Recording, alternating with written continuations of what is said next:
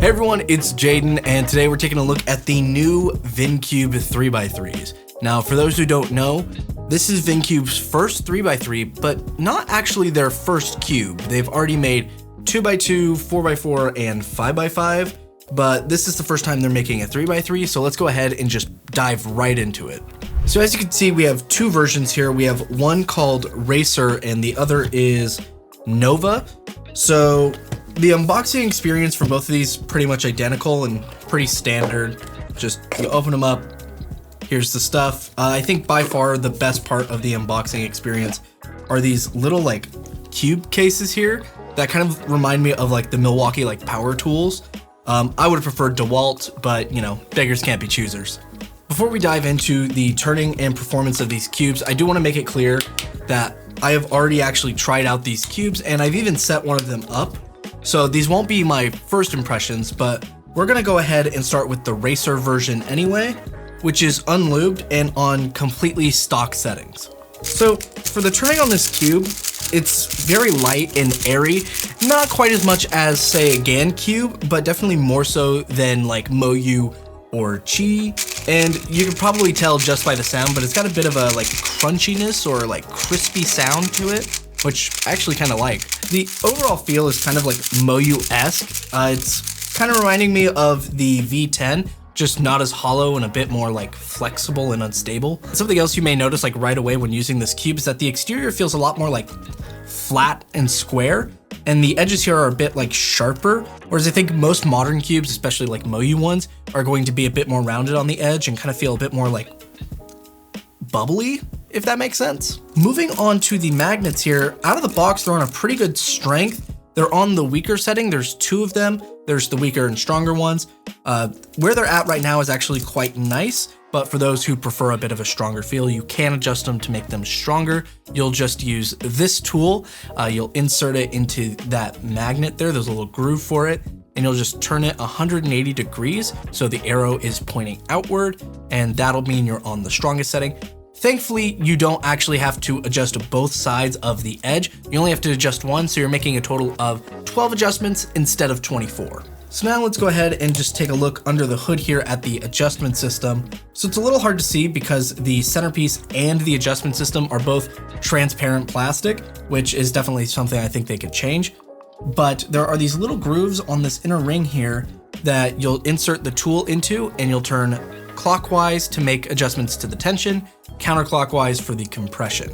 There are 8 total settings for both, but you can't really see what setting you're on because there's no numbers on the adjustment system here. My best suggestion for making adjustments is to reset both settings to 0, which you'll pretty much do by turning until you feel the adjustment system kind of jump back down. That's how you'll know you're on setting 0. Do that for both tension and compression. From there, you can make adjustments as needed. You'll just need to take like mental notes of what setting you're on. And the last thing I wanted to point out is that this cube is UV coated and comes with a ball core. And of course, for those of you interested, here's a look at the piece design for the edges and the corners. So now as we move on to the Nova version, pretty much everything I said applies to this cube in terms of feel, the adjustment system, the features. The only thing that is different is that we add maglev and opposing edge magnets. Pretty much that means that the turns are gonna be a bit more effortless and they're going to carry a bit more momentum, but it still has the same kind of overall feel, still UV coated, still has core magnets, still the adjustment system's the same. We're just adding a couple things to this cube. And as I mentioned at the start of the video, this one is actually set up. We just wanted to test out the customization on this cube to see how effective it was. And honestly, it was a little disappointing. It's not like useless by any means. I can feel a difference between like the highest and lowest settings, but each individual setting in between that, it's a little hard to tell. And because of that, it can take a bit longer to get this cube set up as opposed to some other modern day cubes. So for me, the settings I chose ended up being setting 8 for the compression, so totally maxed out, and then setting 3 for the tension. From there, I added a bit of Cosmos, just enough to kind of keep it smooth and controllable, but not so much so that it's really gummy. I did also set the magnets to be on the stronger setting because, as some of you may know, I prefer to have that stronger magnetic feel.